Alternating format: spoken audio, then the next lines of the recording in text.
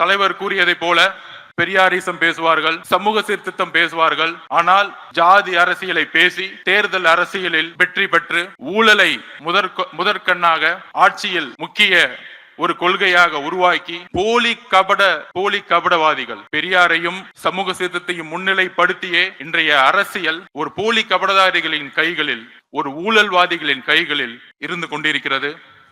அதை துடைத்தெறிய வேண்டும். உண்மையான, அவர் கூறியதை போல மக்களிடம் உண்மையான உணர்வு அற்ற தலைவர்கள் தான் நான் பார்த்த பல்வேறு அனுபவங்கள். அந்த உணர்வு தமிழக வெற்றி கழகத்தில் இருக்கிறது. ஒரே கட்சி பெரியாரையும் அம்பேத்கரையும் இணைத்து சமூக சீர்திருத்தத்தை உருவாக்கக்கூடிய ஒரு இயக்கமாக பரிணமித்துக் கொண்டிருக்கிறது.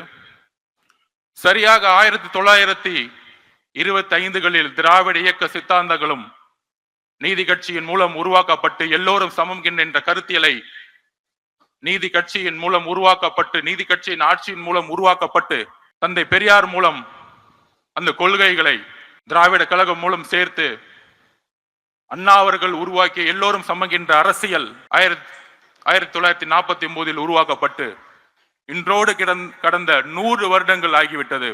ஆனால் பெரியார் அவர்கள் கண்ட கனவு, அண்ணா அவர்கள் கண்ட கனவு, புரட்சியாளர் அம்பேத்கர் கண்ட கனவு எதுவும் நிறைவேற்றப்படவில்லை.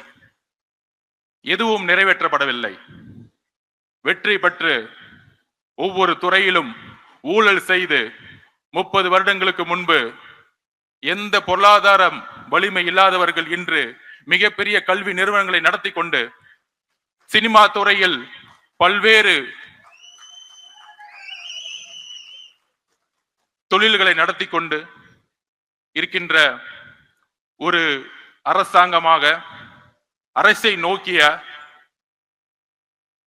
ஒரு அரசியல் இன்று இருந்து கொண்டிருக்கிறது. அதற்கு ஒரே மாற்று தமிழக வெற்றி கழகம். அதற்கு ஒரே சிந்தனை உள்ள தலைவர் நம்மளுடைய தலைவர் விஜய் அவர்கள்.